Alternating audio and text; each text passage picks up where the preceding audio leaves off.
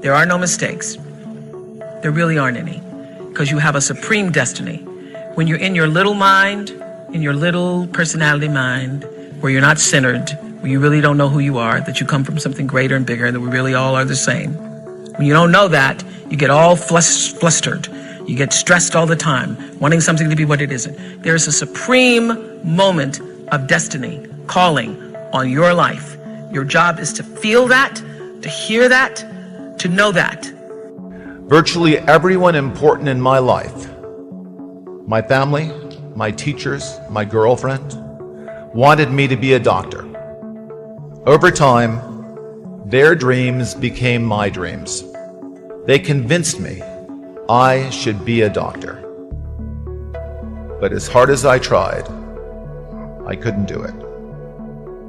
After a few difficult and unhappy years as a pre-med student, it became painfully clear to me that I did not like the courses I was taking.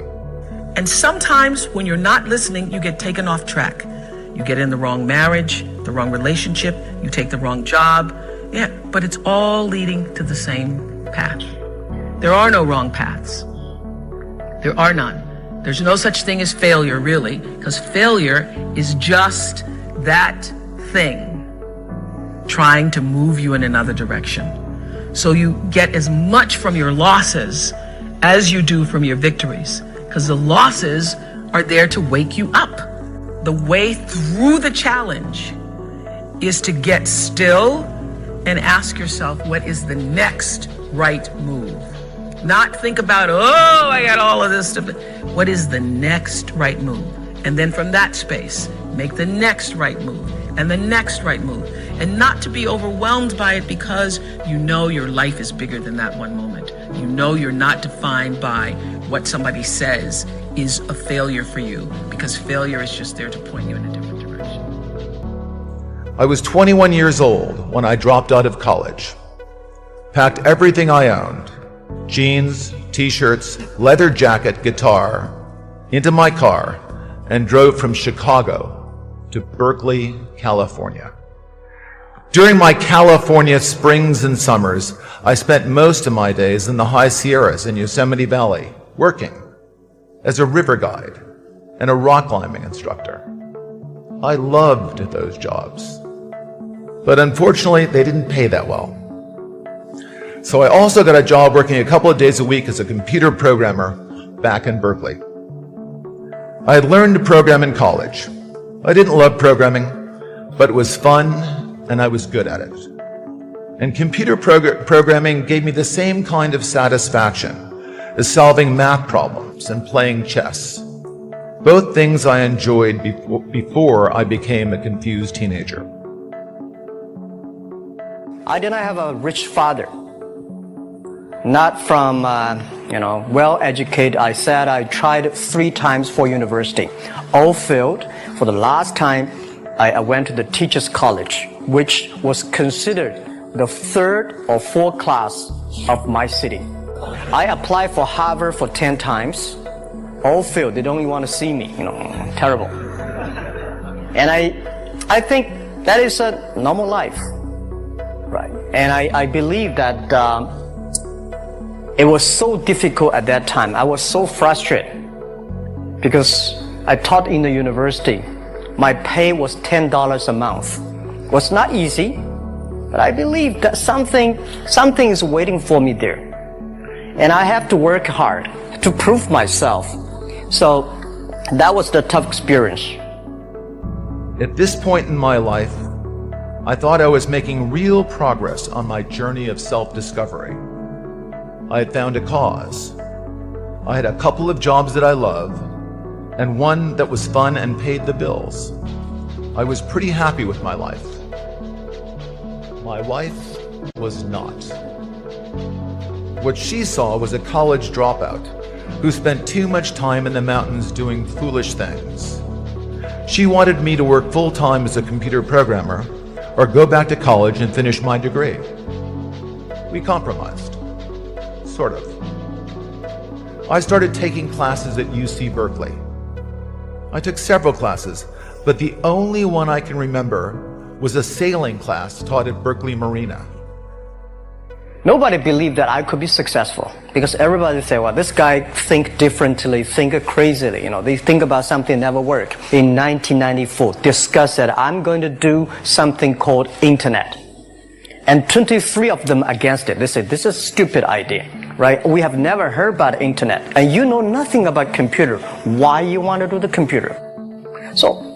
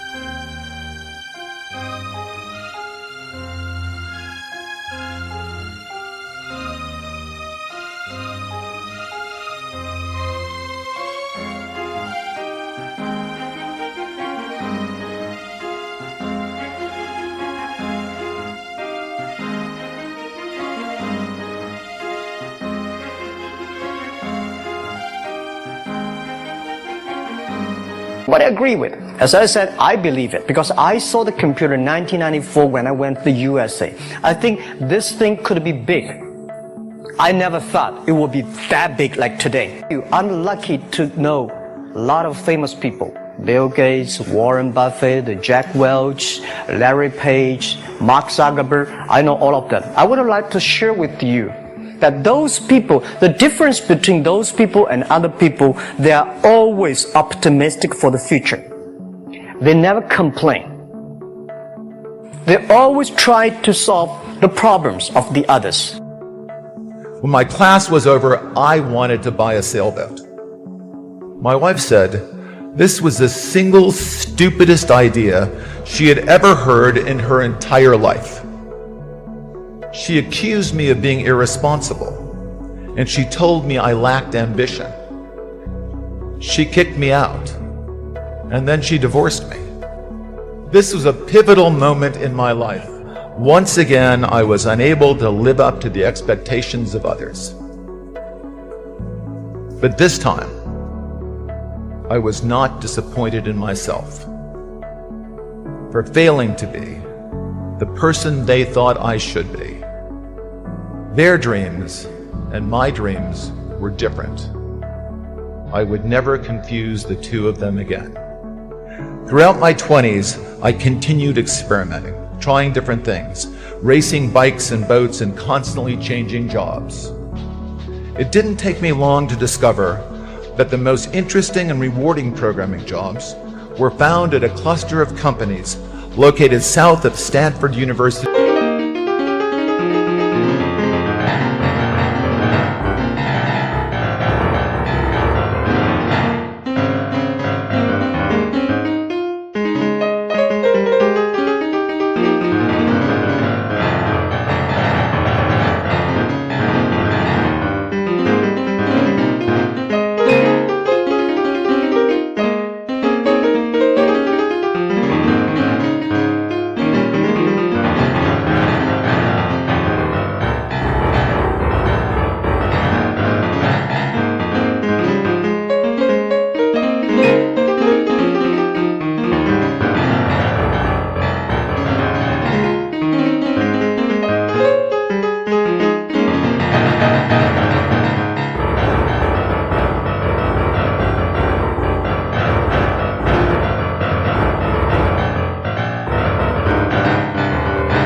North of San Jose. Silicon Valley was in its infancy. There are many more ways to fail than to succeed. So you have to explore. Particularly like for a rocket, there's like 1,000 ways to think and fail, and like one way it can work. So you could have a lot of rocket failures to explore all the ways in which you could fail. But I do think that one great thing about Silicon Valley is that failure is not a big stigma. So it's like if you try hard and it doesn't work out, that's okay. Like you can learn from that and do another company, and it's not a big deal. And I think that's really one of the great things about Silicon Valley. I thought all those so-called computer experts were wrong. And when you start telling people that all the experts are wrong, at first they call you arrogant, and then they say you're crazy. So remember this, graduates. When people start telling you that you're crazy, you just might be onto the most important innovation in your life.